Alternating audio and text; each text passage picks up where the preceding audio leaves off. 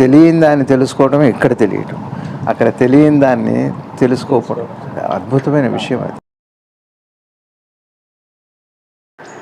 దీంతో సంబంధం లేకపోతే తనకు తాను ఎరుకలోకి వస్తుంది, దీంతో సంబంధం వస్తే తనకున్నది ఎరుకలోకి వస్తుంది. ఫలాపేక్ష.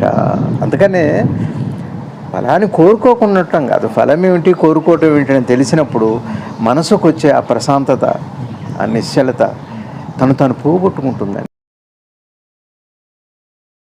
చేరిన తర్వాత, ఇంకా ఒకసారి అనుభవం అయిన తర్వాత, ఇంకా తెలిసిన దాని విషయంలో తెలియకపోవటానికి కారణం ఏమిటని తెలియకపోవటాన్ని పట్టుకోవాలి. తెలియటం అందుకని ముందేమో తెలుసుకోవటాన్ని పట్టుకుంటాం, తర్వాత తెలియకపోవటాన్ని అంతిమ సత్యం ఏం చెబుతుంది అంటే, నేను